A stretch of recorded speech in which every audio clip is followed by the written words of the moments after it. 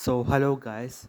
Today we are looking into the lab of storing XSS payloads into HTML context with nothing encoded. That is our PortSwigger lab for today.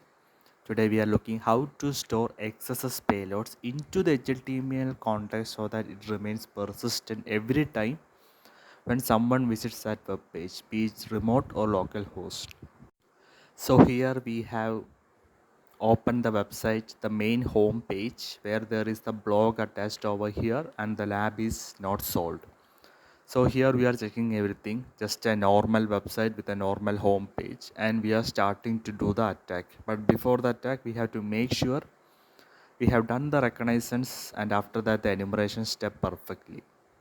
And as you can see from the home page, we are choosing a particular post with the post ID of age.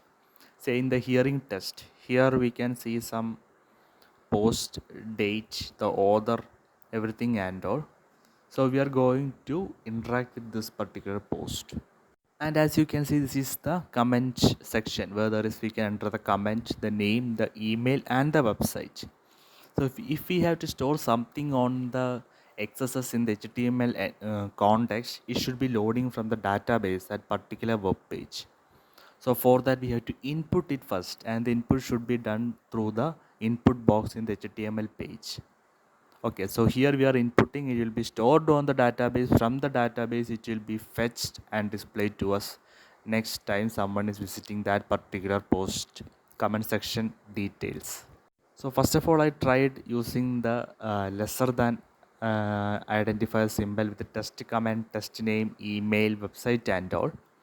So I am trying to enter this and just checking. Okay, now the comment got accepted. The comment is stored in the database. It is giving it a response that thank you for the comment. Your comment has been submitted. Now we are going back to the blog. So earlier was a small test and we were checking whether that particular comment was stored over here, how it was stored. As you see, lesser than is not an input text or a string or a number. It's a special identifier symbol. So let us check how it is stored over here. And as you can see, it is stored as and ampersand L T and semicolon, which means lesser than. That is how it is stored in the HTML context. And here we can see at the A tag author, inside the href, inside the body part, it is stored like that over there. And yes, it is stored over here. And congratulations, the lab is solved. Okay, we got the message. As you can see, congratulations, the lab is solved. So we can check. And as I press go to the blog, that particular blog link where post ID is given, when I go to a particular blog link, I can see getting an alert because with the HTML SVG is also loaded. So that's why I'm seeing that particular alert message. Yes, thank you.